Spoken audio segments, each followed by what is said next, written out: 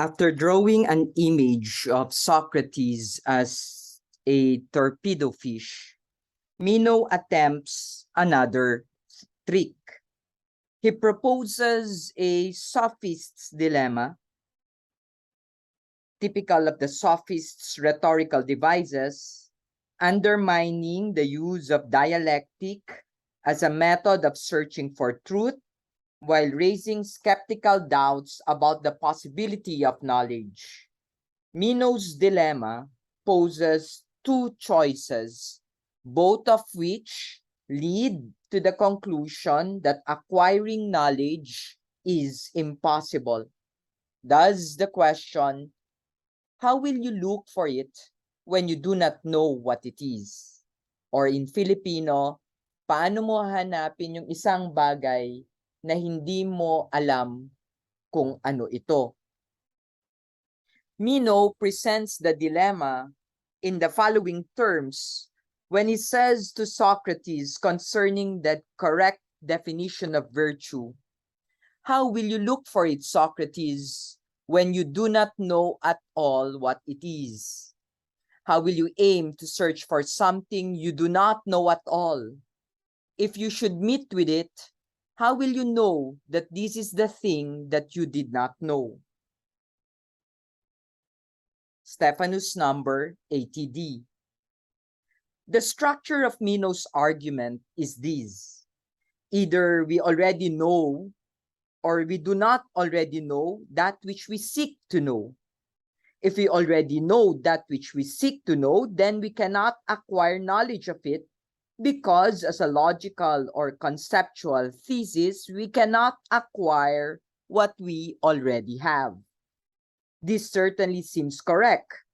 If Meno already owns a particular cell phone, then he cannot acquire it since he can only acquire something he does not already possess. If, on the other hand, we do not already know that which we seek to know, then once again, we cannot acquire it. Why? Because in that case, we will not know what to look for, and we will not be able to recognize it, even if we should happen to encounter it by accident. Interestingly, Socrates is not intimidated by Meno's ploy. Meno tries to undermine the further inquiry, to which Socrates offers a very complex reply consisting of parts. Socrates refers to Meno's dilemma as a debater's argument, thereby referring to the sophist's penchant for trying to make the weaker position appear stronger and the stronger position appear weaker. Please take note that this was the same accusation that was made to Socrates in the Apology. Socrates sees through Meno's strategy this way: "I know what you want to say, Meno. Do you realize what a debater's argument you are bringing up? That a man cannot search either for what he knows or for what he does not know. He cannot search for what he knows, since he knows it, there's no need to search, nor for what he does not know, for he does not know what to look for."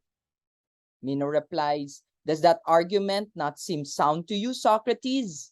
And then he replies, "Not to me." And Meno asks, "Can you tell me why?" We are confronted with a dilemma, and we have three choices.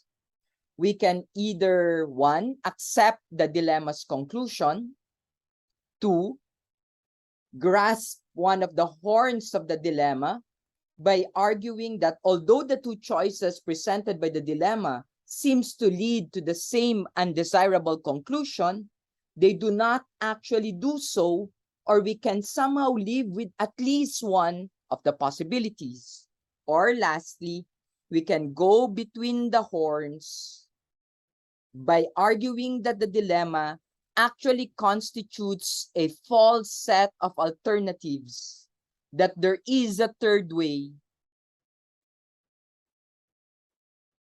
aside from the two possibilities misleadingly indicated as the only available choices.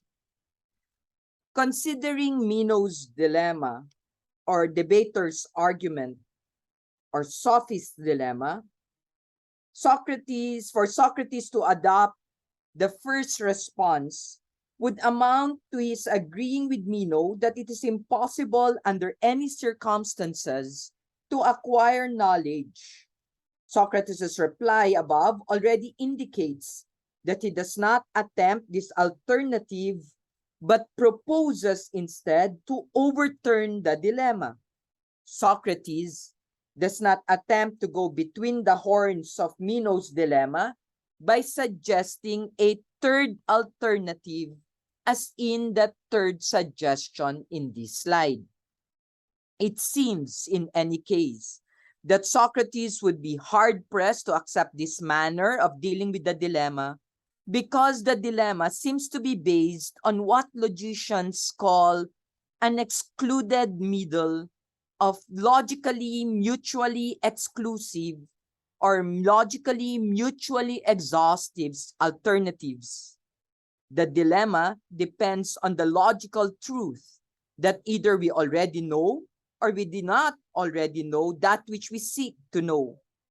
What third choice could there be, and what possibility for going between the horns of such a logically tight dilemma is? Socrates obviously will adopt or will respond following the second type, grasping one of the horns. But which one?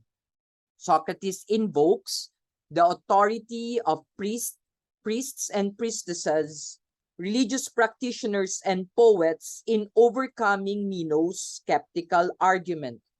Let's read this little bit long citation. The speakers were among the priests and priestesses whose scary it is to be able to give an account of their practices. Pindar too says it, and many other of the divine among our poets. What they say is this: see whether you think they speak the truth. They say that the human soul is immortal. At times it comes to an end, which they call dying. At times it is reborn, but it is never destroyed. And one must therefore live one's life as piously as possible. Persephone will return to the sun above in the 9th year, the soul of those from whom she will extract punishment for old miseries. And from these come noble kings, mighty in strength and greatest in wisdom. And for the rest of time, men will call them sacred heroes. As the soul is immortal, has been born often, and has seen all things here and in the underworld, there is nothing which it has not learned. So it is in no way surprising that it can recollect the things it knew before, both about virtue and other things, as the whole of nature is akin, and the soul has learned everything. Nothing prevents a man, after recalling one thing only, a process men call learning, discovering everything else for himself, if he is brave and does not tire of the search. For searching and learning are as a whole recollection. We must therefore not believe that debater's argument, for it would make us idle and faint-hearted men like to hear it, whereas my argument makes them energetic and keen on the search. I trust that this is true, and I want to inquire along with you into the nature of virtue. Socrates' solution has two parts, obviously. First, he grasps the horn of Meno's dilemma, according to which we already know that which we seek to know.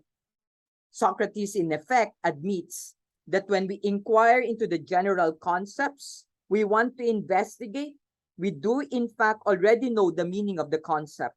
The soul, Socrates maintains, has prior perfect knowledge of the Platonic forms of our ideas, the general concepts, including the concept of virtue. By grasping this horn of the dilemma, Socrates argues that to accept the alternative is in some sense and for some reason unobjectionable. He maintains that although we already know that which we seek to know, our knowledge is locked away as a permanent possession of our immortal souls.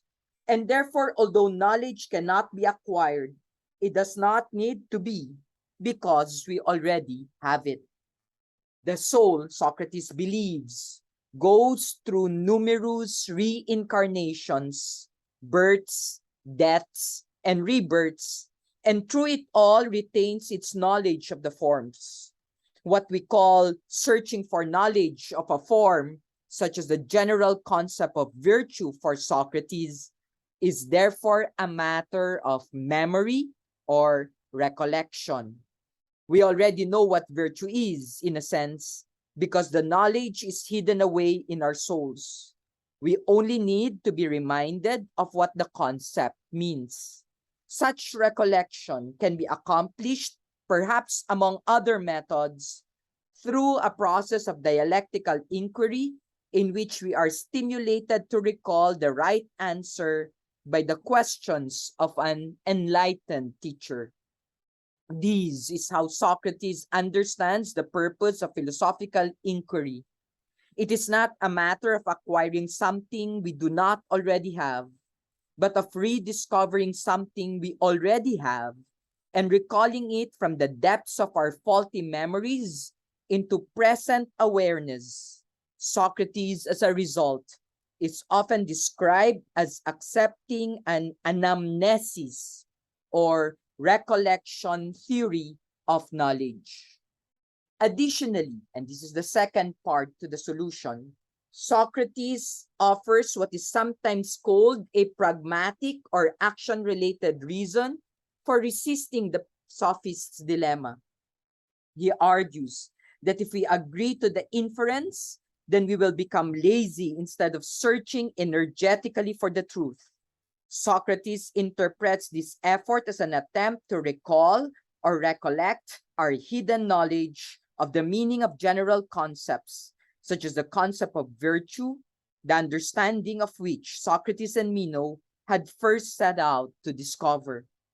This is a curious reason for Socrates to endorse, because it seems to imply that there is a reason for us to believe that knowledge about general concepts can be discovered from memory, even if we are not true that we could.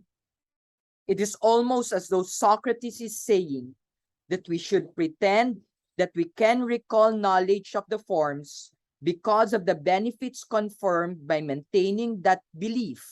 Keeping us from being idle and faint-hearted is enough. But why should we not be idle and faint-hearted with respect to philosophical inquiry? If Meno is right to conclude, as the result of his sophist's dilemma, that inquiry into the meaning of general concepts is ultimately futile, why should we try to fool ourselves about such an important matter? And why should we waste our energy if there is no real prospect of succeeding? Why should we accept the myths and legends about the immortality of the soul on which Socrates bases his recollection theory of knowledge? Can Socrates hope to answer Meno's logic on such a shaky foundation as religious belief in the immortality of the soul, as it is reported by priests, priestesses, and poets? Or how can such an article of faith possibly provide an adequate philosophical foundation for something as vital to Socrates' philosophy as the pursuit of knowledge?